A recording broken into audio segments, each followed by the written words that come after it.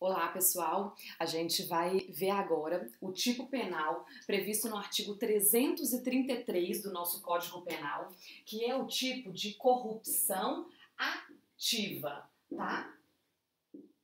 Esse tipo vai ser um tipo mais fácil da gente estudar, porque a gente já viu em sala de aula o tipo de corrupção passiva, né? Vocês lembram disso? Então, olha, o que diz o tipo de corrupção ativa? Diz que oferecer ou prometer vantagem indevida a funcionário público para determiná-lo a praticar, omitir ou retardar ato de ofício vai ser punido com uma pena de reclusão de 2 a 12 anos e multa. Então, primeiramente, gente, vamos ver quais são os elementos desse tipo penal. Né? Quais são os verbos que podem ser praticados? Né? As condutas de oferecer e prometer. São esses dois verbos, os núcleos do tipo penal. Oferecer ou prometer o quê? Né? Vantagem indevida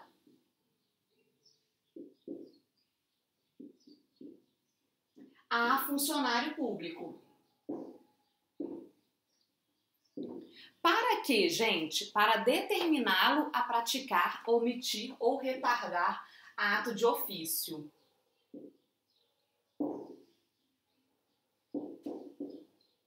Para determiná-lo a praticar, omitir ou retardar ato de ofício. Então, o que a pessoa faz? Ela oferece ou então ela promete que ela vai dar uma vantagem a um funcionário público para que ele não faça ou que ele faça alguma coisa. Ele tem que praticar um ato de ofício ou ele tem que deixar de praticar esse ato de ofício, ele vai retardar esse ato de ofício. E ele só vai fazer isso, gente, porque ele recebeu por causa dessa vantagem, porque ou ele recebeu a promessa, né, dessa vantagem ou aceitou que lhe fosse oferecida essa vantagem, ok? Então, esses são os elementos do nosso tipo penal. O parágrafo único, gente, do tipo, ele fala que se a pena vai ser aumentada de 1/3 se, em razão da vantagem ou promessa, o funcionário retarda ou omite o ato de ofício ou pratica infringindo o dever funcional. Ou seja, se ele efetivamente pratica, né, omite ou retarda esse ato de ofício, aí ele vai ser punido com a pena de 2 a 12 anos aumentada de 1/3. Então, esse parágrafo único, a gente tem uma causa especial de aumento de pena, que seria o exaurimento do tipo do caput, ok, gente? Então isso eu já até antecipei qual que é a classificação do delito quanto a ele ser formal, material ou de mera conduta. O tipo do caput vai ser um tipo formal, exatamente porque ele é desnecessário o recebimento dessa vantagem. Exceto no caso do parágrafo único, em que ele necessita que essa vantagem seja... que em razão dessa vantagem, desculpa, que não é que a vantagem vai ser recebida, ele vai deixar de praticar, ou ele vai praticar, ou ele vai retardar essa prática desse ato de ofício. Então, no caput a gente tem apenas esse oferecimento de vantagem ou essa promessa de vantagem para que o ato deixe de ser praticado, ok, gente? Essa vantagem aqui pode ser de qualquer natureza, não precisa necessariamente ser uma vantagem de natureza econômica, tá? Não esqueçam disso. E esse tipo penal, gente, é uma exceção pluralista à teoria monista. Lembram que o nosso Código Penal, ele adota a teoria monista, ou seja, todos aqueles que participam do delito, eles respondem nas penas a ele combinadas, ou seja, autores, partícipes, todos respondem pelo mesmo delito. Mas a gente tem algumas exceções. O que são essas exceções pluralistas? É que essas exceções, elas vão adotar a teoria pluralista, ou seja, de que cada agente, cada autor, cada coautor, cada partícipe vai responder por um tipo específico. Esse daqui, a exceção pluralista, é quanto ao delito previsto lá no artigo 318 17 do nosso Código Penal. O delito do artigo 317, gente, é justamente a corrupção passiva. A gente estudou sobre os crimes praticados por funcionário público contra a administração em geral. E esse daqui é um deles, que é a corrupção passiva. Ok? Agora a gente vai fazer, gente, a classificação do nosso delito, a classificação doutrinária do nosso delito.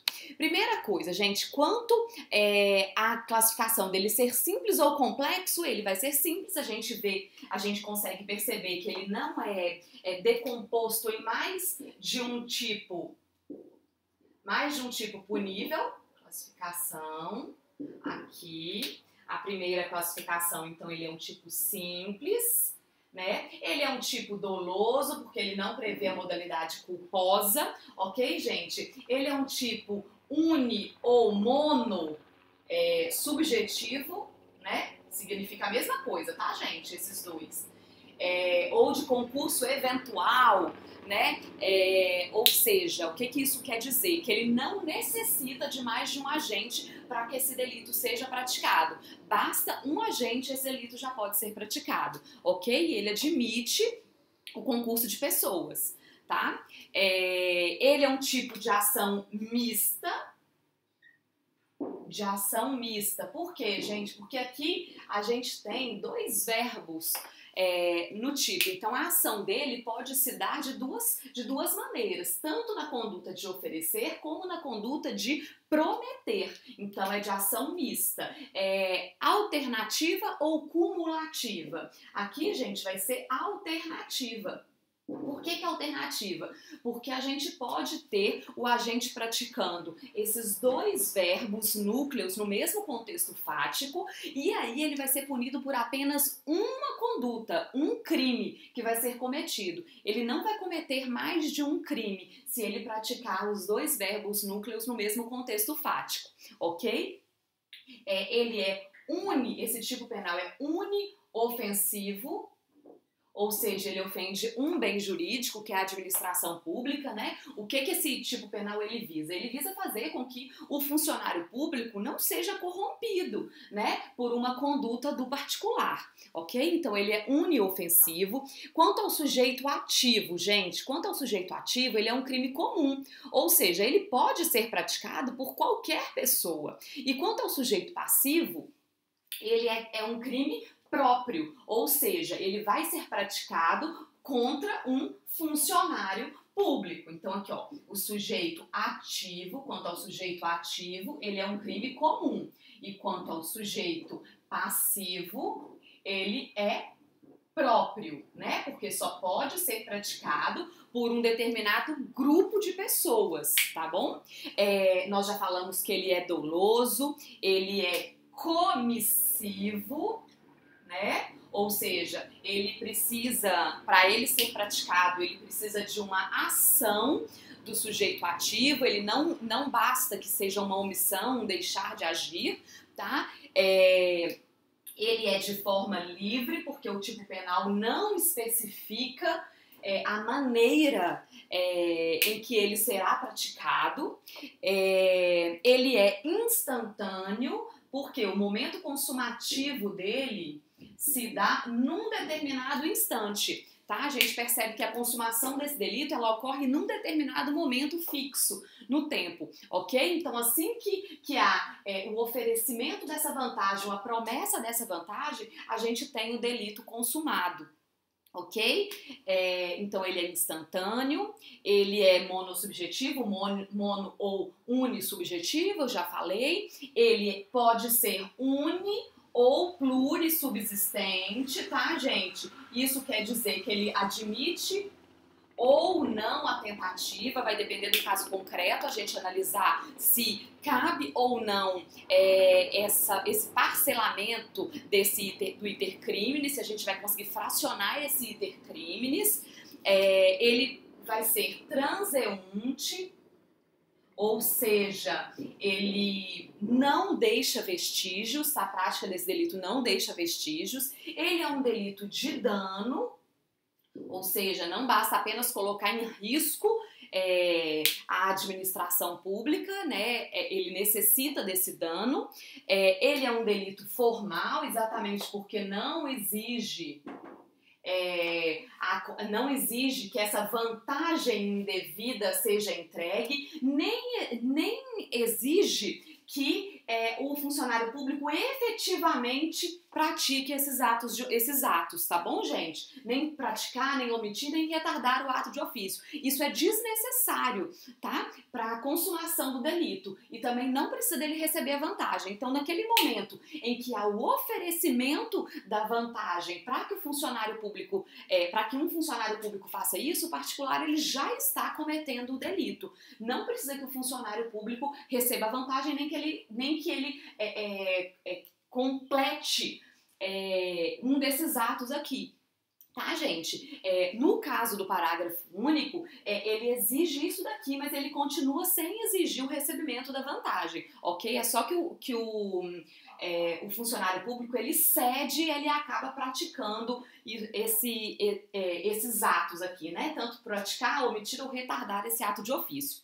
Ok, gente? E ele é um delito, gente, de alto potencial ofensivo, gente. Por quê que ele é um delito de alto potencial ofensivo? Gente, a pena dele é muito alta, olha aqui, a pena é de 2 a 12 anos e multa. Ou seja, significa que ele vai caber a prisão preventiva para o agente primário, ele vai ser julgado na justiça comum, ele não vai ser julgado no juizado especial criminal, ele não vai ter direito à suspensão condicional do processo. Ok, gente? Então, basicamente, a classificação é isso. A gente vai ver agora algumas situações especiais. Por exemplo, no caso do jeitinho brasileiro, né? Se alguém chega para um funcionário público e pede simplesmente para o funcionário público dar um jeitinho. Por favor, dá um jeitinho nessa determinada situação do interesse dele, né? Em face... gente, nesse caso do jeitinho, a gente não tem essa vantagem, prometendo essa vantagem indevida, só pede o jeitinho. Então, nesse caso, gente, se o funcionário público ele não faz nada, ele não dá o jeitinho e não houve esse oferecimento, essa promessa de vantagem indevida, isso vai configurar, gente, um fato atípico, tá? Então isso é totalmente atípico. O funcionário público não fez nada e não houve oferecimento ou promessa de vantagem indevida, o fato é atípico. Diferente da situação, gente, se o funcionário público, não houve essa vantagem indevida, mas o funcionário público acabou indo lá e praticando aquilo que o particular pediu, né? Praticando, omitindo ou retardando esse ato de ofício, não vai configurar esse tipo de corrupção ativa, né? Porque a gente vê que faltam elementares desse tipo penal, mas pode configurar, gente, a corrupção passiva privilegiada, né? Vocês podem ir lá olhar no 317 parágrafo 2º, é aquela situação em que o funcionário público ele cede ao pedido, à influência de uma outra pessoa e acaba praticando, deixando de praticar o ato de ofício, ok, gente? Então, assim, se houve esse só pedido desse jeitinho, sem promessa de vantagem e sem essa promessa de vantagem, não vai configurar o tipo de corrupção ativa, ok? Gente, no caso da gente ter a corrupção ativa de alguns funcionários públicos específicos, né? No caso de testemunha, de perito, contador, tradutor ou intérprete, a gente vai ter um tipo penal específico. Então, pelo princípio da especialidade, a gente não vai enquadrar o agente aqui na corrupção ativa. Pelo princípio da especialidade, o agente aqui ele vai responder pelo tipo previsto no artigo 343 do Código Penal.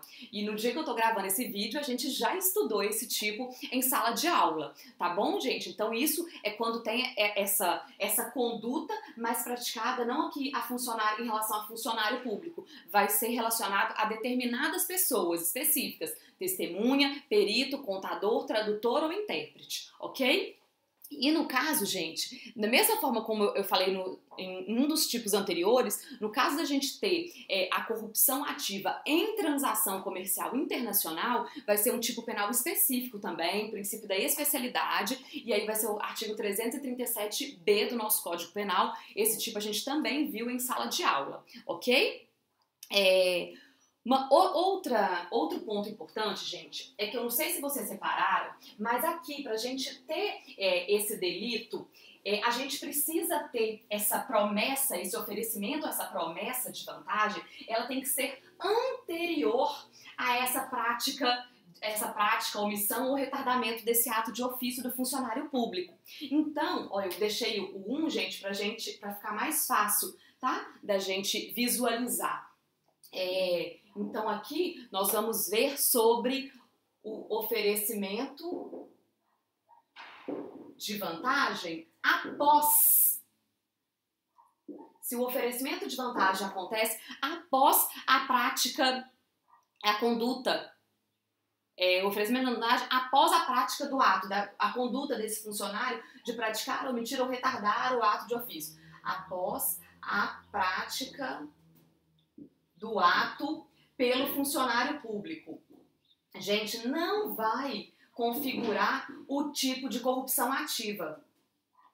Por quê, gente? No tipo de corrupção ativa, esse oferecimento, essa promessa dessa vantagem indevida, ela tem que ser anteriormente à prática do ato pelo funcionário público, a prática, praticar, omitir ou retardar esse ato de ofício. Não pode ser posteriormente, ok, gente? Então, pra gente ter essa corrupção ativa, a gente precisa ter esse oferecimento e promessa anterior. A gente não pode ter o pagamento posterior, não vai configurar esse delito, ok, gente?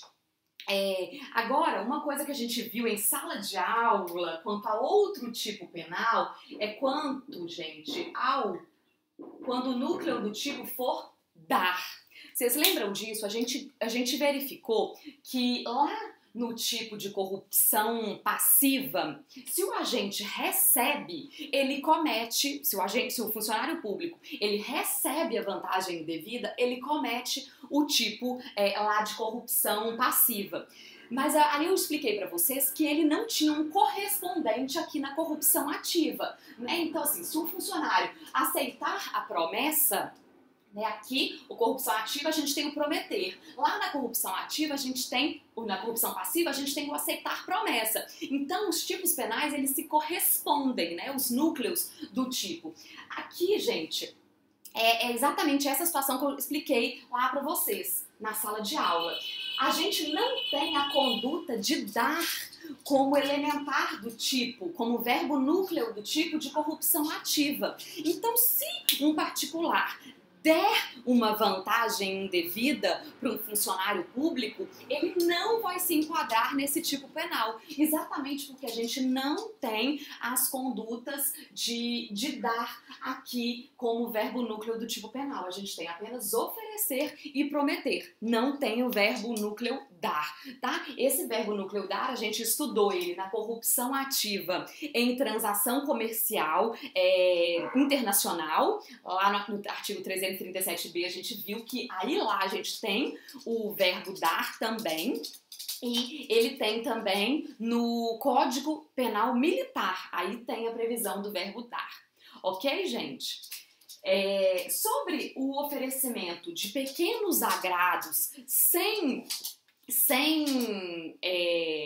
esse objetivo de determinar o funcionário a praticar ou omitir ou retardar um ato de ofício, gente, são indiferentes penais, ok? Então, assim, a gente não vai ter a prática da corrupção ativa se a intenção do agente é dar um pequeno agrado sem essa finalidade de fazer com que esse funcionário pratique, omita ou retarde ato de ofício. Tá?